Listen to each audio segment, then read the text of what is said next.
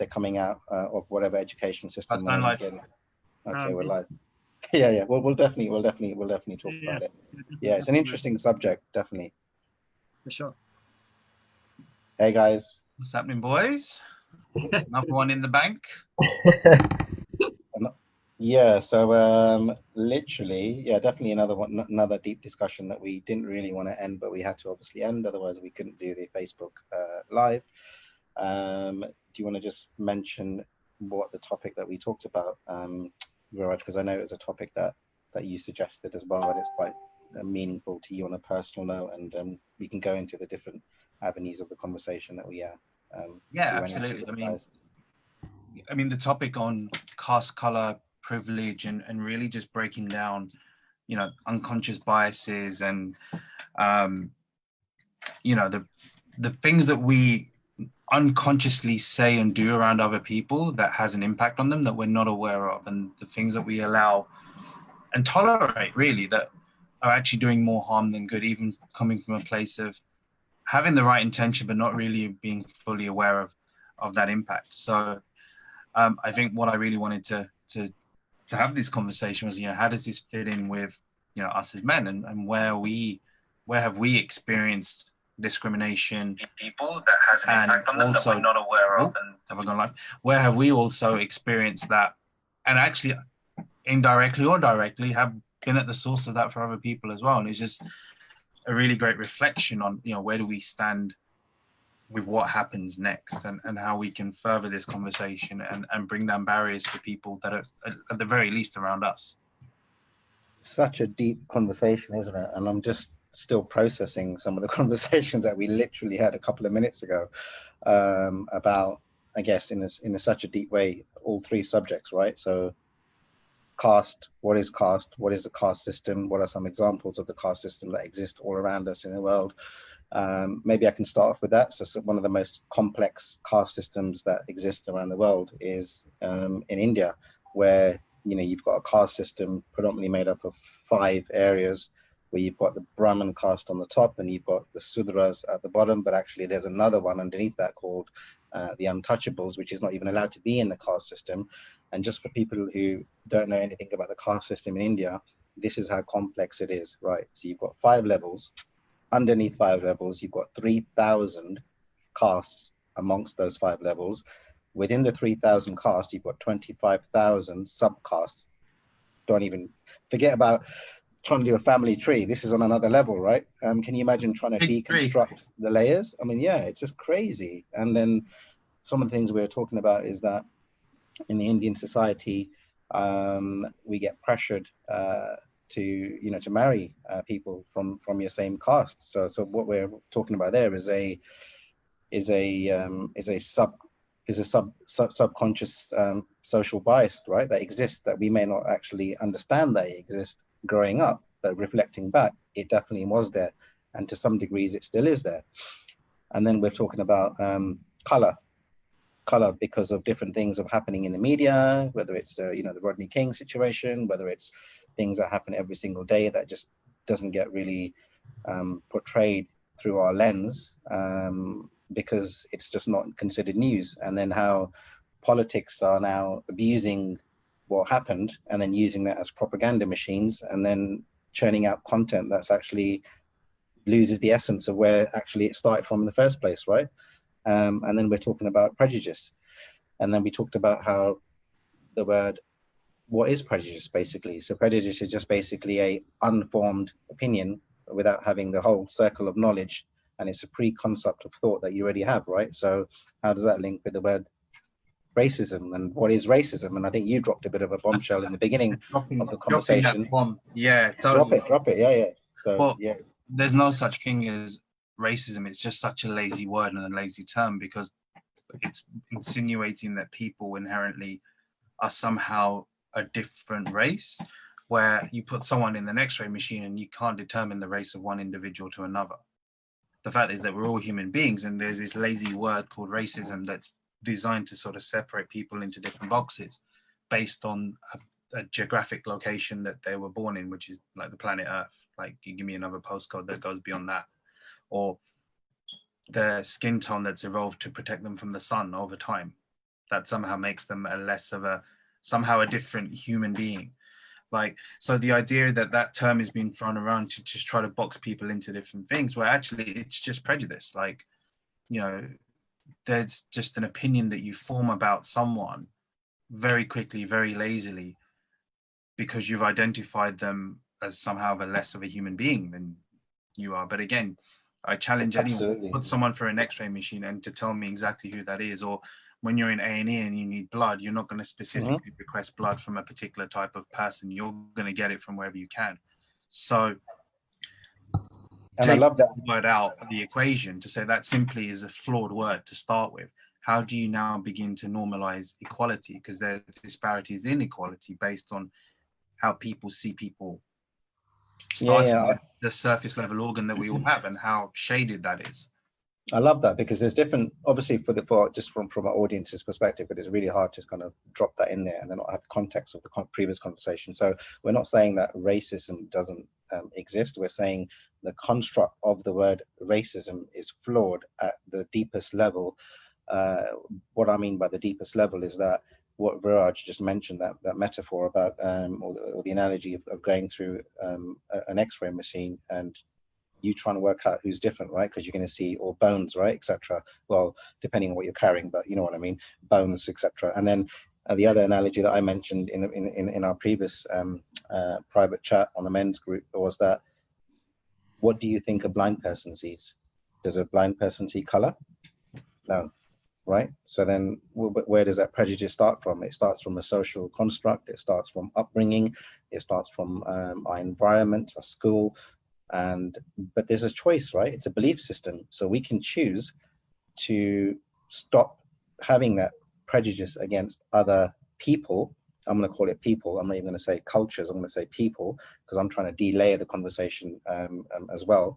And one human to another human, what difference does it make in where you come from or job title? Yeah, there was some conversations that were referenced where Viraj, you talked about you and your wife when you were in New York, and you had a beautiful conversation with his security guard, and that security guard felt really, really belittled by his job title.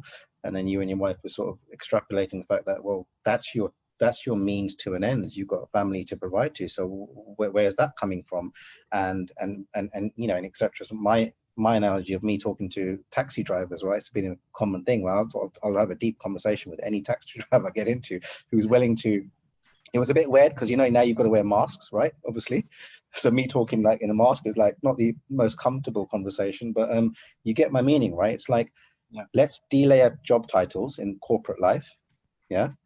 Let's delayer titles and cultures and religion, and if you really, really, really put two people in a room or in a park, in nature, wherever you want to call it, right? And it does not make a difference in terms of where you're coming from. When I say that, please listen to me. I'm saying it doesn't make a difference where you're coming from to start the conversation. So you can have a conversation with anyone you want.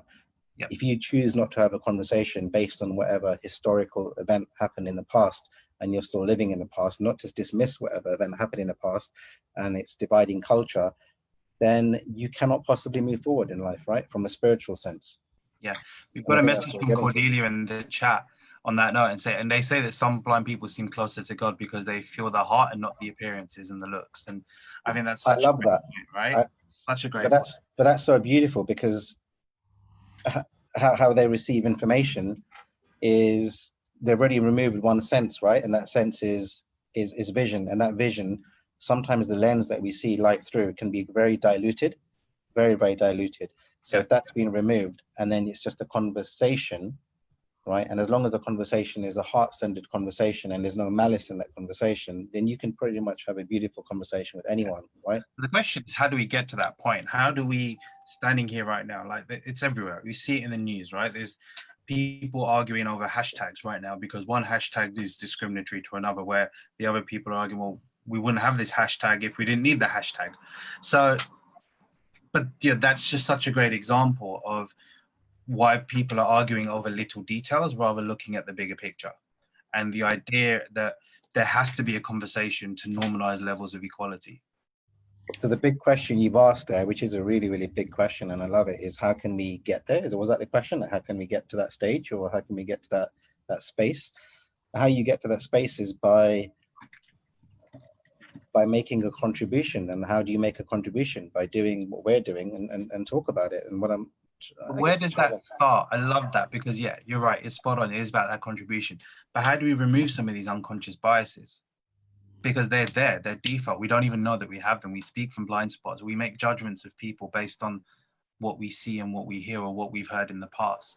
How do we even begin to delayer that? And I think the first stage is just to start questioning everything. You know, like, yeah, I think it's okay to question life. I think it's okay to question religion. I think it's okay to question superstitious beliefs that I know I grew up with. Like I think one crazy, I say crazy, sorry to offend anyone who's Indian and still believes in this superstition, is that if a slipper is turned upside down, it's bad luck, right? An English superstition is if you walk through under a ladder, it's bad luck, right? Where does all this come from, right? So I'm not, each to their own, because it's a belief system. But what I'm trying to say is that you should question everything about you, because everything starts from curiosity. If you don't question everything, you're going to be you're going to be, and I'm going to get my favorite thing in here, right? You're going to be living in this matrix world, and this matrix world exists with everyone, because it's the ingredients of this matrix world are ignorance, narrow-mindedness, and lack of knowledge, and a lack of openness in spirituality, right? So that's all ingredients in my opinion of living in a matrix world defined by a very narrow lens of life, or how life is based on whatever your upbringing and your experience and your thought process is. So the best way to do delayer that, I'm not saying we have the answers, but because each have to find answers on their own merit, but the best way to delay that is to ask questions, right? Like, you know, when I was growing up, I said, Mom, why is this? Like, literally, why do we do this? She goes, it's because the way we do it. Don't question. I'm like, okay. Dad, why is this? And Dad, did you just hear what Mum said? Don't question it. I'm like, okay. Now I can question it, and I do, and I have some amazing questions with my mum, and I have deep spiritual conversations. Now she doesn't have the answers that I have. It doesn't mean that I know more or I know less. It just means I'm at the stage where I'm asking so many questions because I have a thirst of knowledge. Why do I have a thirst of knowledge? Because there's more to life, right? All around us. We just have to keep asking. I think Sagar was going to try and...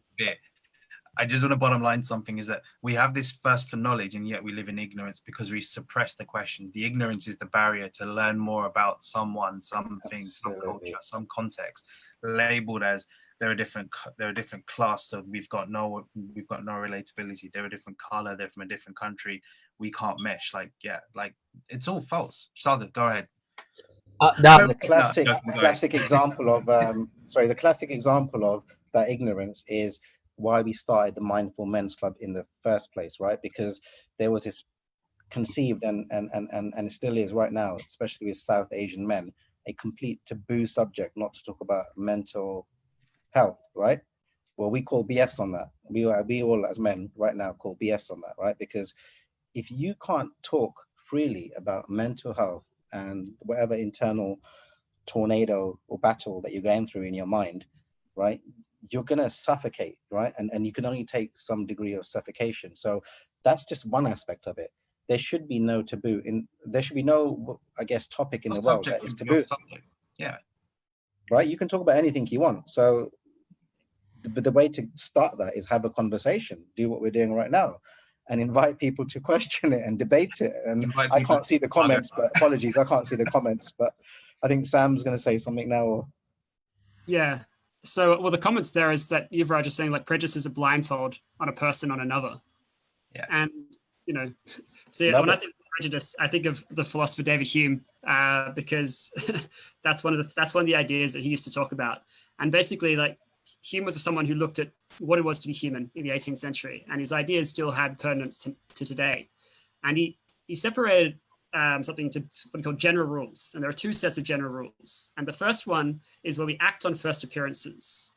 And that's when prejudice comes in. It's a prejudgment. There is a lack of reflection about something, which leads us to just act on instinct. And what we're often doing in life is we're just constantly reacting, and we're reacting based on existing patterns of how we conceive of reality. So if you have a child and they're being told, like, this is the way things are, and then you don't question that, then that's the reality they're going to continue to live into. So unless you're getting different answers, or you're, as a child, asking different questions or coming up with different ideas yourself, that's the reality you're going to continue to be living into.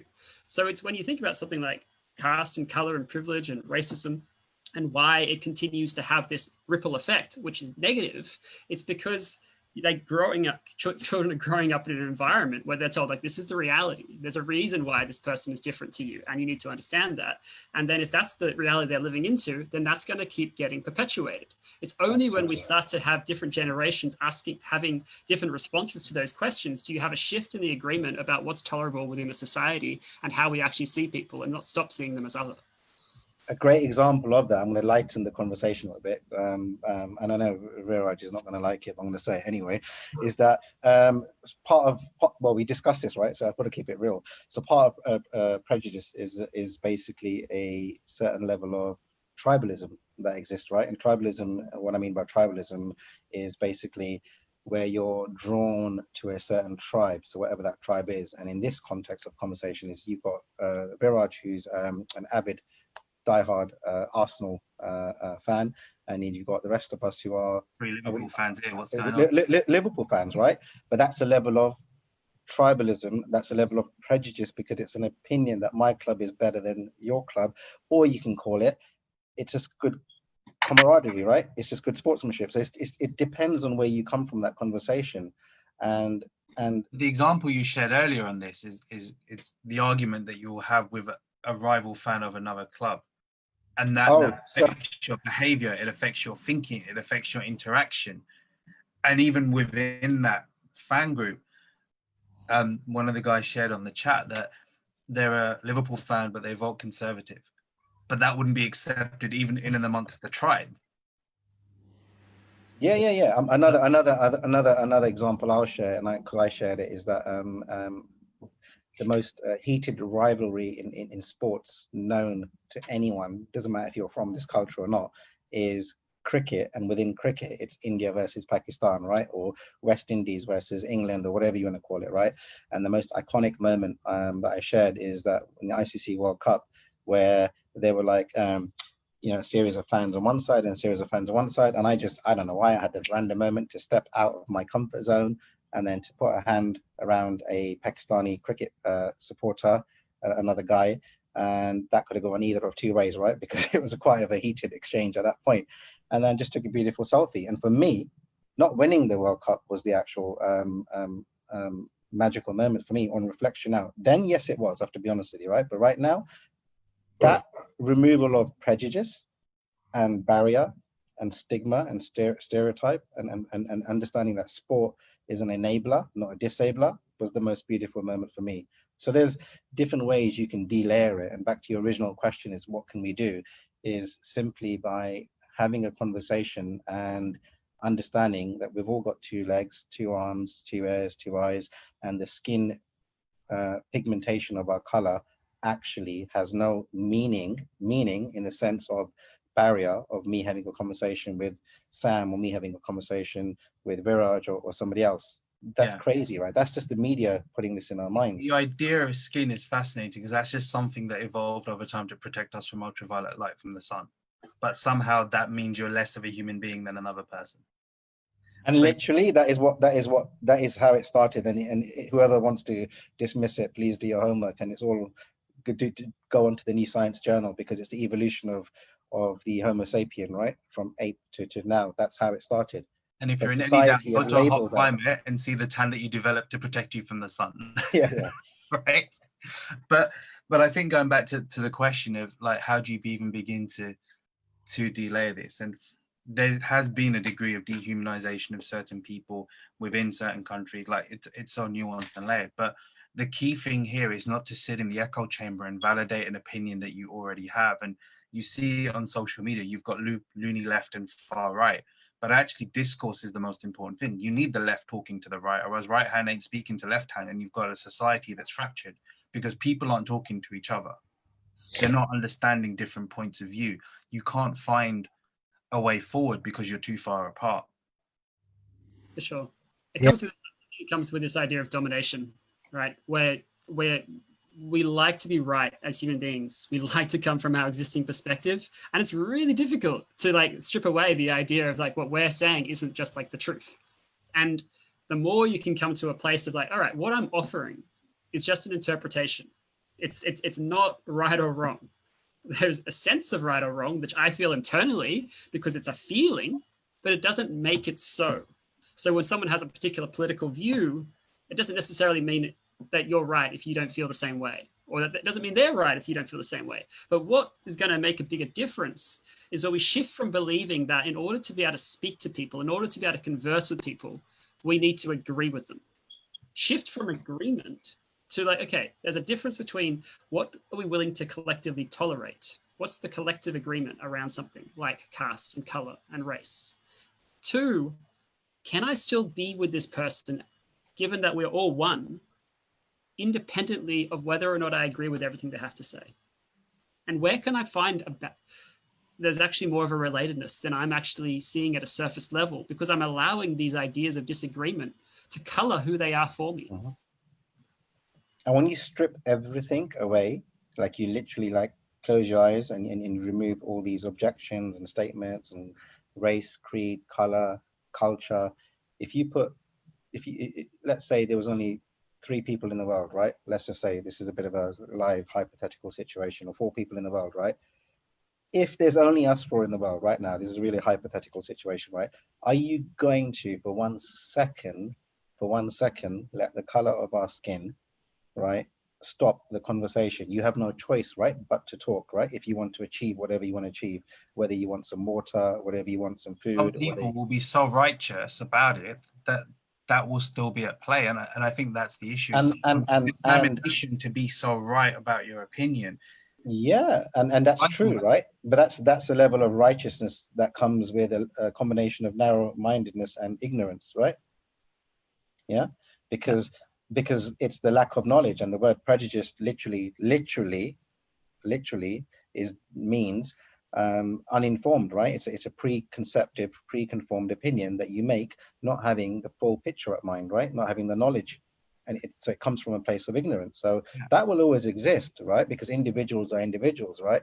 There's like 8 billion people in the world, right, give or take, and you're not going to get everyone to agree with you. And I don't think life is about getting everyone to agree with you. Life's about, I think what Sam was alluding to, is that having that place of commonality and tolerance, and that comes from understanding, and understanding comes from listening, and listening comes from questioning your own beliefs, and then actually stepping out of your comfort zone and saying, do you know what, 20 years what I thought that was true actually is not true now. I don't think you should be isolating the ignorant, and I think that's the flip side of it, is that those that are somewhat woke will look down on people that aren't as woke. So again, you've kind of got it on both ends of the spectrum. But there's a great comment here from Vijay in the chat, that if the world is to change, then it is our role to call out the prejudices of all people, regardless of their background, creed, color, sexuality. Challenge society that wants to put us into simple classification boxes and then pit us against each other. And that's what's happening right now, based on how we all receive information, and information defined by what news channel you watch, what newspaper you read, what music station you listen to. Believe me, right? There's all these messages and direct and subliminal messages, like the difference between, obviously, if you read, and I'm not advocating any or either or, but I'm giving a really extreme version of, if you read The Guardian or you read the Daily Star, you're going to get a very different contrast of information, right? Or whether you, and sorry to offend anyone, but whether you listen to Donald Trump, or whether Boris Johnson is not your cup of tea. So whatever, right? Whoever you choose to listen to is going to dictate your beliefs, because your beliefs is going to be your subconscious bias, right? Because it's going to be impregnated in your thoughts. So what I'm trying to say is it's a personal choice, right, guys? It's all a personal choice. Yeah. Saga, go ahead, and I want to take a question from the chat. Go ahead, Saga. You've been waiting patiently. I just want to say thank you to everyone that's joined. There's quite a few people that's joined today, so thank you for supporting this group as well. I know it's on Facebook Live, but 3 things that came in mind. One was exactly what Sam was saying, and I think we've been, unfortunately, we've been conditioned to think the way we think at the moment, and we sort of find it really hard to snap out of it. So it's, I don't think it's it's not something, a personal attack, but as Manoj was saying, only you can control your thoughts, and if you go with your thought, and then just go with it, because not everyone's going to agree. So that's number one. The other second point was about what Manoj was saying about the caste system, and I've just finished watching Buddha on Netflix. And one of the things that really questioning, that's why he became Buddha, right? Because he questioned everything. He questioned his actual guru. He questioned his mentor. He questioned his dad, who's a warrior, who's a king. And he questioned it because he wanted to know, why do we do this? And I remember him questioning one of the priests, who is the higher caste, the Brahmin. And he said, why do you do what you do? Why is it that you have to be here to bless everyone for a certain part of a ceremony? And the Brahmin, of course, being a Brahmin and being a priest, you always think you're right. So we have to do it because this is what is in. This is how we are the messengers of God, right? So then the next day, so God will always protect us. So the next day, Buddha actually went and helped the lower caste when he got into trouble, and the priest came. He goes, "What are you doing? You can't touch him. He's an untouchable." And Buddha's like, "But he's just another human being." And the priest had such a go at him, and then so you're going to be protected by God. What happened to your foot today? He goes, I fell. He goes, well, clearly God didn't protect you. Right? Okay, you are one person, right? So whether it's because we've been spoken in that way, that we've been conditioned that this is an unfortunate, I'm not gonna, this is a black guy, let's just say, okay, and well, don't speak to him because they're known to be this. Well, they're not, and but we've been conditioned that way from a young age. And it's so weird. Yesterday, I went to see my brother's baby, and I was actually thinking when she was sleeping there, you know what? Whether it's black, white, Indian, anyone, whoever it is, that baby's still gonna talk. That baby is because the baby knows nothing different, and that's why it comes back to that whole one point, Manoj. Why worry, right? but absolutely, it's like I think that the really nice, and I haven't seen it yet, and I need to see the documentary. But it's great on Netflix, definitely. You've seen it as well, yeah? Yeah. Yeah, you can watch it. But what you're describing is in Buddha is the same thing that exists in the most complex caste system in the world, right? Which is the Indian caste system, which is crazy, right? So you got Brahman, and I know you're Brahman yourself. So you got Brahman who are considered to be the highest, etc., on the top, right? And then you've got Sudras at the bottom, but then you've got another one underneath Sudras, which are the same thing that you're referencing, which is called the untouchables, right? So then they don't even apparently deserve to be on the 5-tier or 4-tier caste system. And it's crazy that that rubbish still exists to some parts in India. I mean, it was abolished in the 1950s, like it was made illegal, but Allowed to, though, hasn't it? Yeah, it takes time. I mean, some parts of India, don't get me wrong, it doesn't exist, but many parts it still carries on, and then it's transitioned through when you're living in London, right? Where are you living? Wherever you, I guess, I'm not sure where people are connecting from in the world, but on Facebook, because I can't see it on my feed right now. But what you're describing, Sagar, is that it's a beautiful example of somebody who's an enlightened soul like Buddha that actually completely deconstructs the layers of prejudice, right? That's essentially the message there, right? I haven't seen the whole documentary, but I'm just extrapolating the message that you're conveying. And the original question from Viraj is that what's our power? What can we do? In fact, actually, I challenge him. What do we choose to do? Do we choose to ignore and hide in a corner and bury our heads in the sand because it doesn't affect us right now in our life because it's happening on the other side of the world? Yeah. And or do we choose to actually get emotionally and involved in it and actually start doing something about it, right? Because it's a liberating feeling when you talk about things that it takes courage to talk about in life. And that's another thing that one of the men said, right, in our previous chat. So it takes courage, right, guys? I mean, you know, one of the guys who came out and spoke, and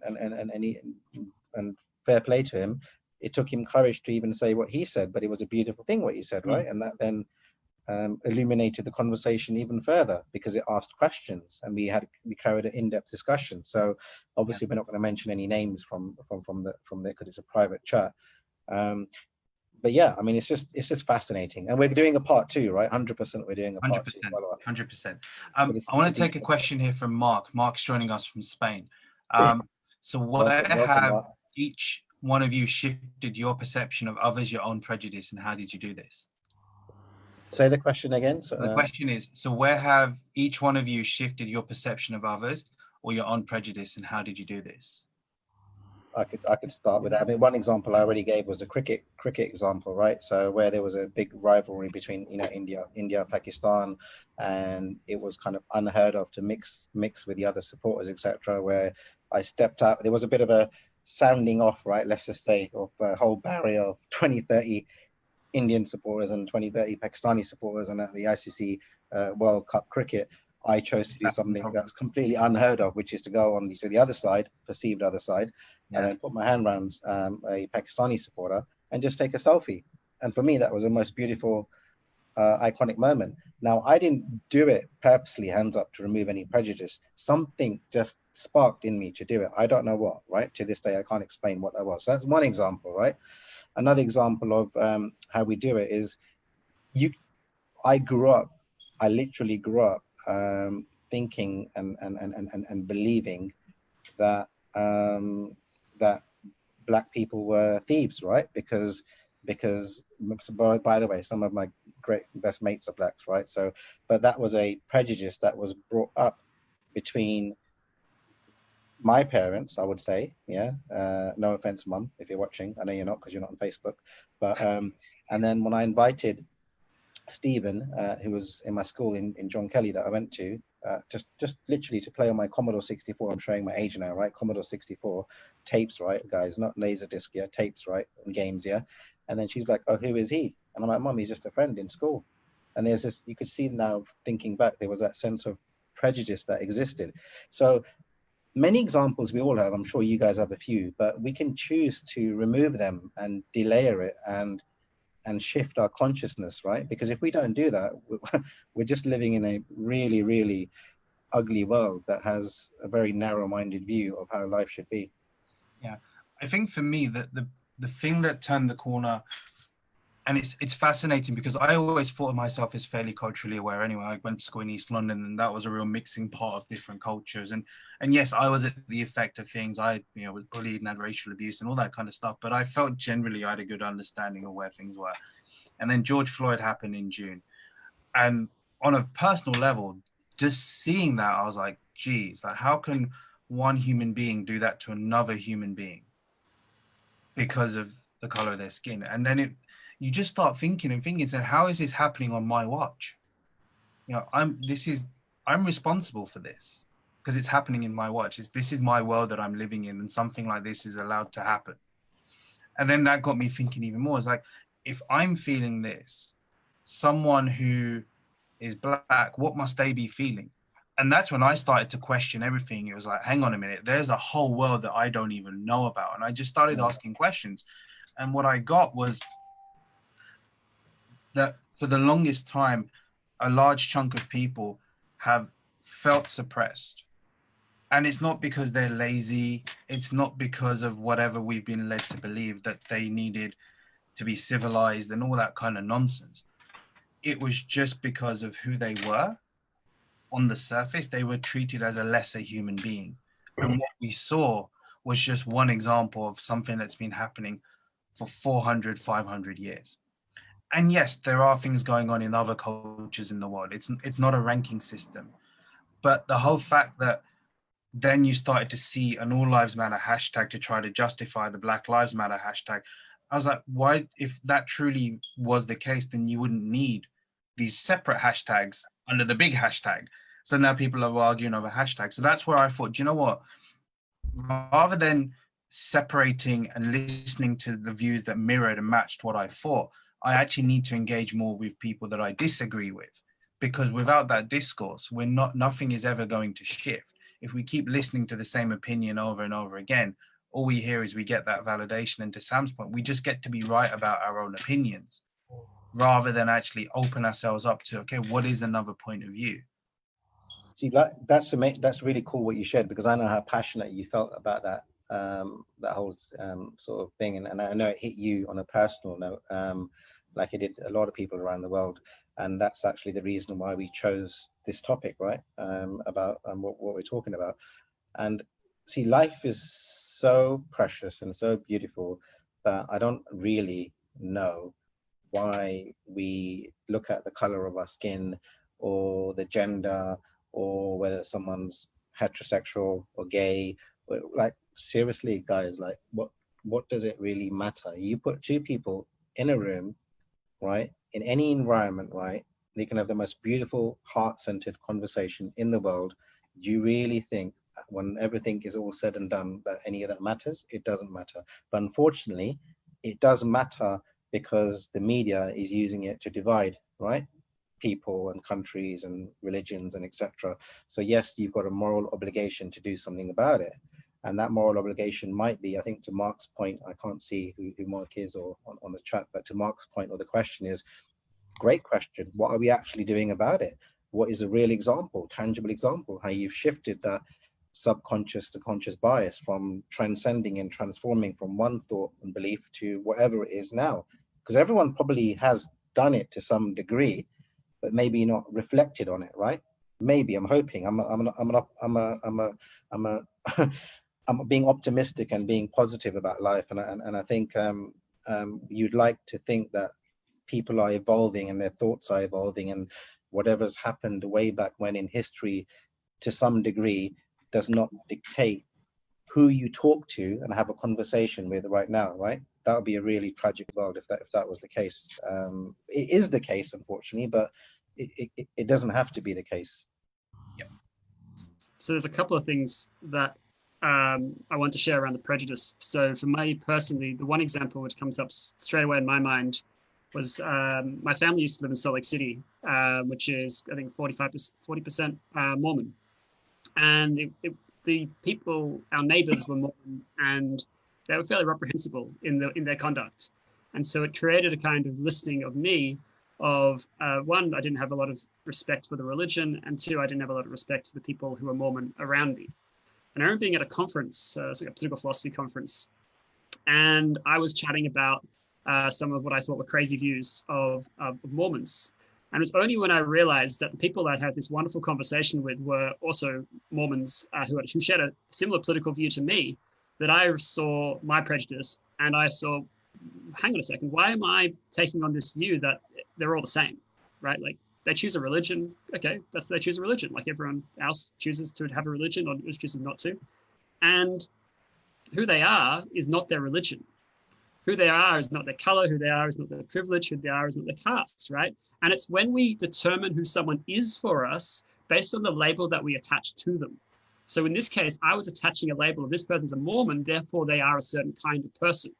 And it's the same, like, this person is a person of color, therefore they are a certain kind of person. Or this is a white person, therefore he is someone who I shouldn't trust. Or, this person's a police officer, therefore they shouldn't be someone I shouldn't trust. And I used to have a view about the police, which is extremely prejudiced. I used to write a lot about police brutality in my own research, and I had a very colored view about it. And what shifted was when I met a police officer who didn't fit in with the norm. He was such a beautiful example of a human being who was really standing for the people who were being imprisoned, creating a life after they got a chance to get out where they could restart. And I was like, okay, there's another thing I can let go of, right? So for me, it's about seeing examples in your world where you can question the reality in which you're living into, about who these people are for you. And when you can see that we are all a mirror of one another, there's more and more opportunity to see that they were just one. And these labels are just the things which create the barrier between us. Exactly. Yeah, it's the labels absolutely. that you let go of that allow you to open up to other people. There's a great comment here from Borger in the chat. Humankind needs to change to kind humans with compassion and unconditional love. I like that. Who said that? Borger from Ibiza. From Ibiza. Welcome. Sagar, can you just do a shout out from everyone who's actually Yeah. logged in? Or I can't see the feed. Sorry. So yeah, from people that I can see at the moment on the watch party, of course we've got Prerna, thank you, Sunil from Australia, Hiran, Anuradha Shah, Sheena, Charmi's on as well.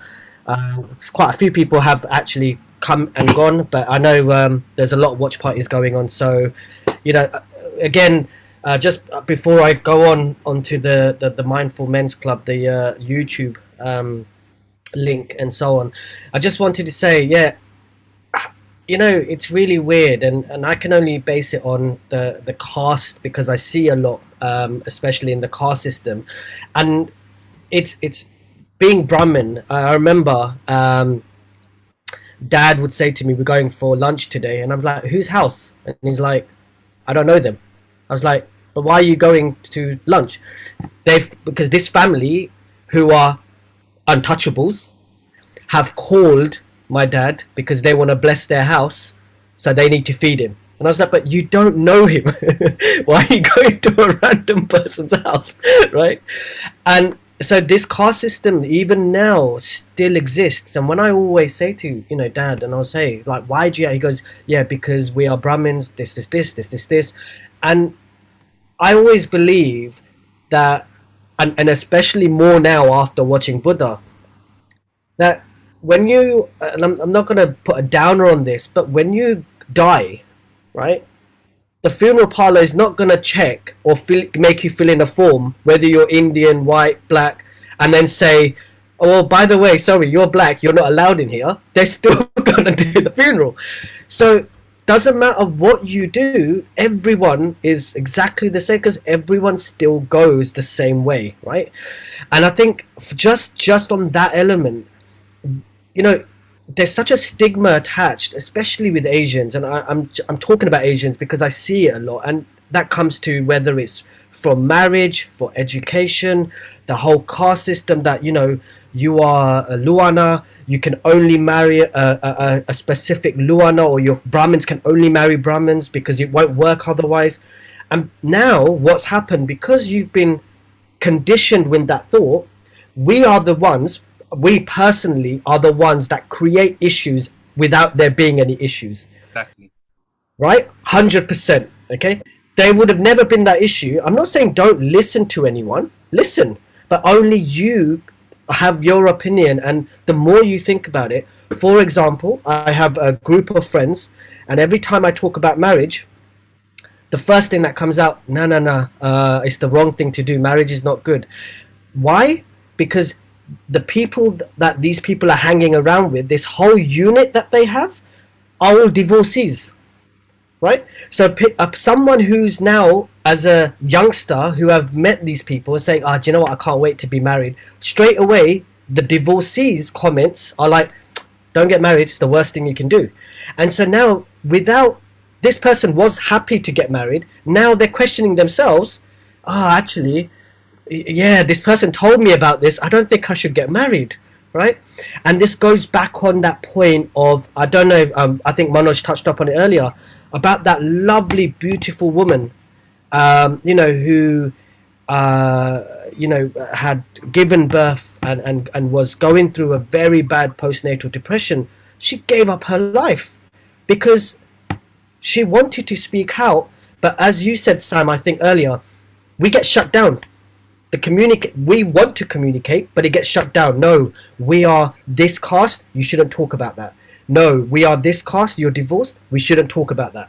And then what else can you do? And well, yeah, clearly all she had the choice to do was to kill herself, and all she needed. It's just, I mean, look, you just touched on, thank you for sharing, but you just touched on such another deep subject about women who go through postnatal depression, right? And the lady I mentioned was basically on another Facebook group, and share. I can't remember who shared it, and it's so tragic that she suffered in silence, right? Like men and women. Yeah. So just to make it crystal clear, Mindful Men's Club is for men only. Our sister group is called Mental Wealth (IW), and that's for women. So everyone, we're talking about all of us delayering, right, and being one. So if you remove gender for a second, everyone is going through an internal battle, right? A whirlwind, a tornado in your mind that no one knows nothing about, right? Men don't like to talk to men because they feel that they're going to be judged. Women don't like to talk in front of other women because they think that they're going to, get some snidey comments, etc., or going to be judged as well.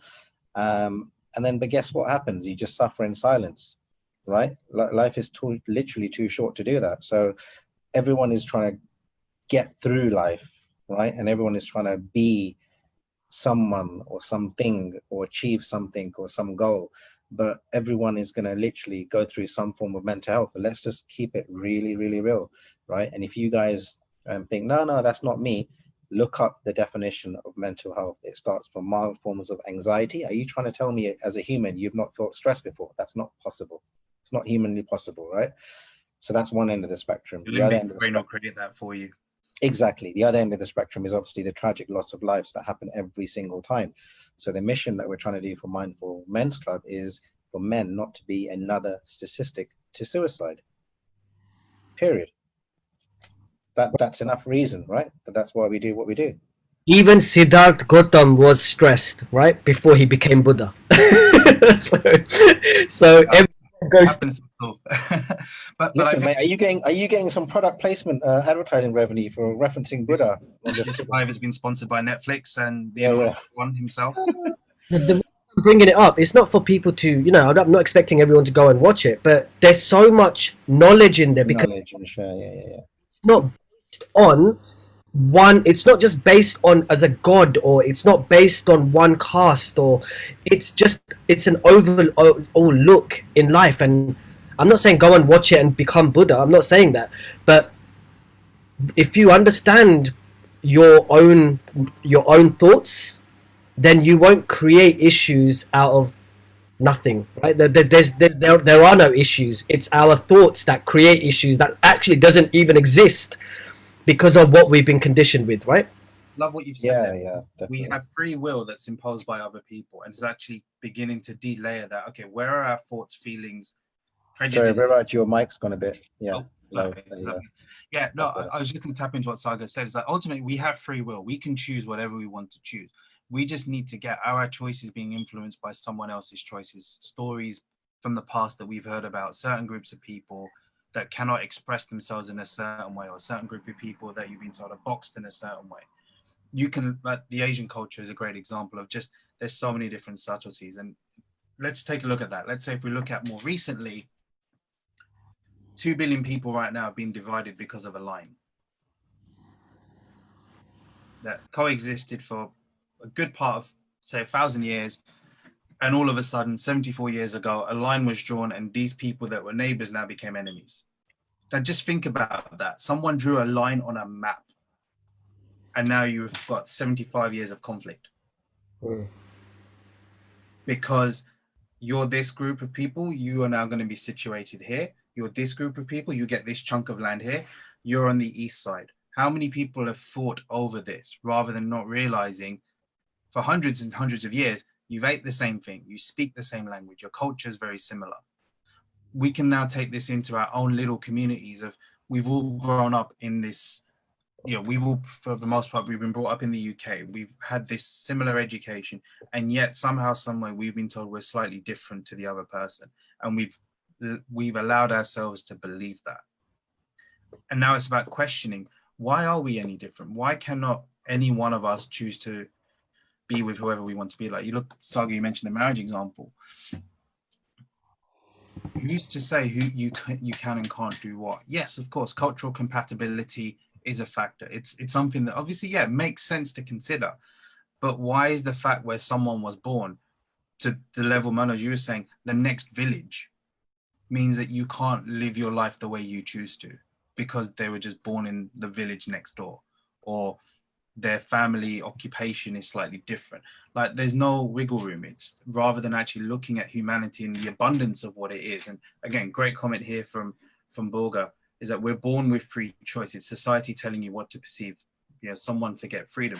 You have the ultimate freedom to choose. And it's now about harnessing that level of freedom to choose.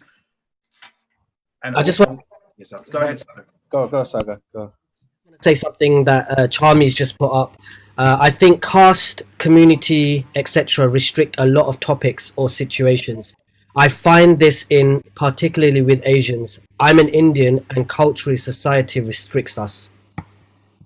And it does. And you know, for anyone listening, if you've got any topic that you want us to talk about, we're here to lift those restrictions, right? Because we're quite comfortable in who we are and the space we're in. Not because we're any better than anyone. It's just because it's taken a series of delayering in our own lives to come to this pivotal moment where we're very comfortable in talking about anything and anything, because we just want to be open and transparent, right? And have that level of authenticity. I think, who was it who mentioned that comment? Was it Olga? No, the previous comment. Borga. Bolga. So Bolga reference, something that comes to mind is, yeah, you're born with that freedom, but actually society or conditioning or religion or culture, whatever you want to call it, somehow, isn't it crazy that we lose that freedom along the way?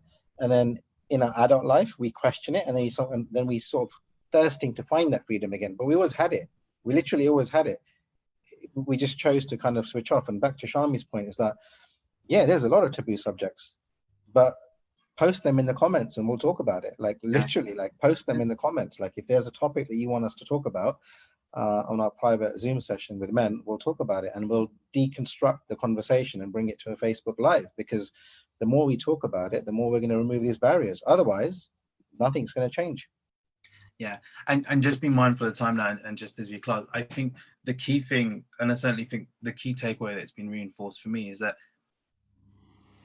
this is all part of a process, but what we can all be responsible for is what we allow within our space. If a certain person has a certain view about something that you don't agree with, don't dismiss them, but engage with them and understand where that view comes from.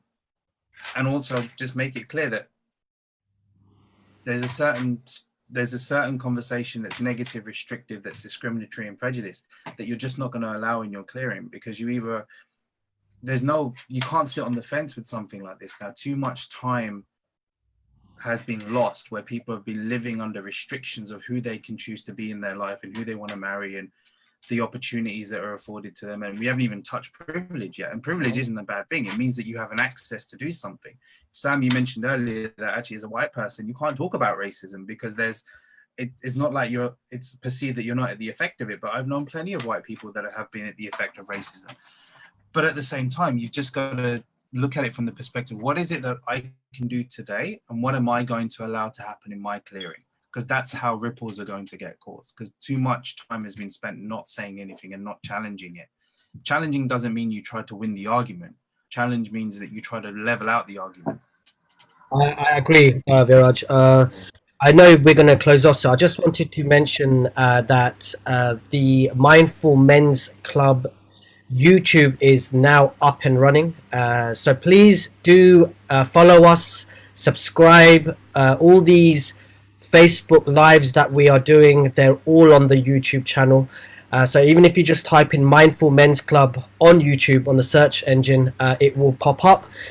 We have, some of the audiences, guests here that or viewers, should I say, that do not join the actual Zoom group because you might be a woman. And you just may not have time to connect on our Zoom if you're a man.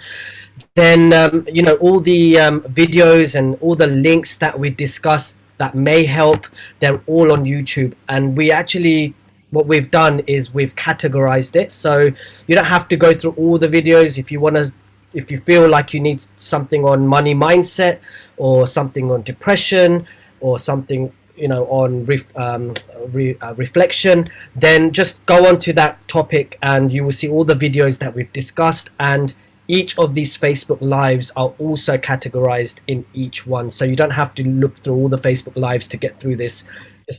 just literally one link, and all of this you will find on our YouTube page. So please do subscribe, and more importantly, please share, because you may not get a comment back to say thank you, but you don't understand how many people you will help just by sharing one time. Don't expect a link, or don't expect a like or a comment back for sharing, but you don't understand how many people it does help, and how many people have actually come onto our Zoom because of someone else actually saying, by the way, you should check Mindful Men's Club out, and people are joining. So again, thank you so much for joining, and people who have already subscribed, thank you for that as well.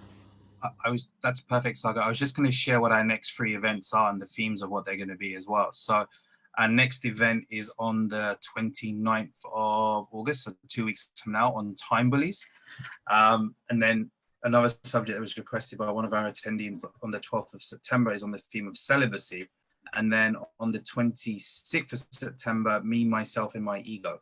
So we've got a nice little range of events coming up right now. And then to register, follow us on our Mindful Men's Club page, as Saga suggested. We do have an Eventbrite page. So we're going to upload the latest events on there as well. So we're going to have 4 in the calendar ongoingly. So you can save them, put them in your diary. And after the actual Zoom meeting that we have as well, what we're going to do is we're going to do a Facebook Live. So if you'd like to join us on the stream, as Sam has as well, let us know. We can do that, and just really open this conversation up as well. So there's 2 things. We have a private Zoom meeting for men to kind of break down the topic and create that space. And then as we do, we have a Facebook Live like this, so we can open it up so anyone can participate as well. So again, guys, thank you so much for the comments on the chat. Again, we've had people joining from Spain, from India, from Australia, from here in London, people joining in from the US. It's quite early for them. Thank you, guys. We've got Malaysia here. We've got the world joining us right now. Thank you so much. I think you guys have pretty much said it all. Just to quickly wrap up with the last comment, we would love to see a member of the female audience to come on our Facebook Live. That would be amazing, right? Because it gives us a different dimension of conversation and understanding and listening. So if there's any females out there who are feeling a little bit courageous, because it does take a bit of courage to come on something like this Facebook Live, we promise we'll give you a really, really warm welcome, and we're ready to talk about pretty much any subject you want to throw at us. So please, and thank you for all of the females who are following our Mindful Men's Club page and who are really, really big supporters, and have actually suggested it to men in their lives, saying, go check out these guys in Mindful Men's Club, because you don't know where a conversation will take you, right, in life, and that's generally the principle. So thank you so much, and have a really, really amazing, blessed weekend, everyone. Thank you. Bye-bye. Nice. Okay, guys. Bye. See ya.